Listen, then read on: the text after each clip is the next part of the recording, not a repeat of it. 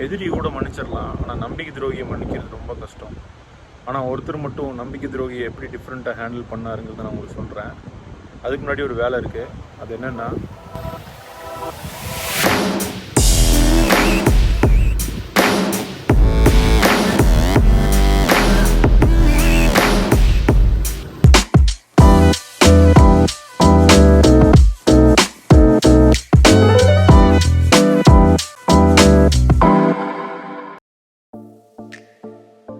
இங்கே case ஸ்டேஷன்லேயே car wash centre இருக்கும். அங்கே தான் கார் வாஷ் பண்ண போகிறேன். நம்ம ஊரில் பெட்ரோல் பங்க்னு சொல்லுவோம்ல, அதுதான் இங்கே கேஸ் ஸ்டேஷன். இந்த இடத்துல கொஞ்சம் எக்ஸ்பென்சிவ். ஒரு வாஷ் $17. ஒரு 5 வாஷ் மொத்தமாக வாங்கினோன்னா கம்மியாக கிடைக்கும். சிலர் வீட்லேயே வாஷ் பண்ணுவாங்க. அப்பார்ட்மெண்ட்ஸில் இருக்கவங்க, டைம் இல்லாதவங்க இந்த மாதிரி கேஸ் ஸ்டேஷனில் வந்து வாஷ் பண்ணுவாங்க. இந்த கேஸ் ஸ்டேஷன்லேயே ஒரு கன்வீனியன்ஸ் ஸ்டோர் இருக்கும்.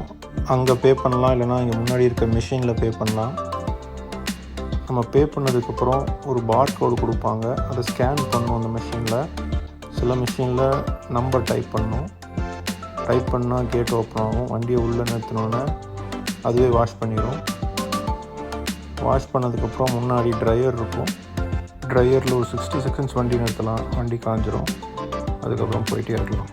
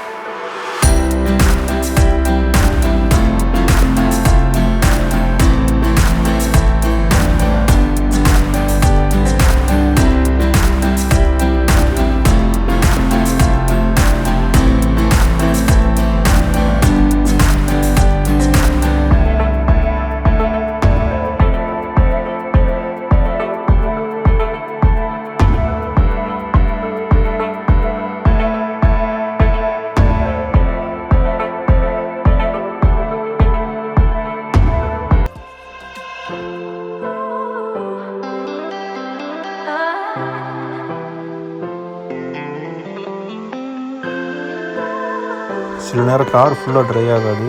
நான் யூஸ்வலாக வண்டியை முன்னாடி நிறுத்தி தொடச்சிடுவேன்.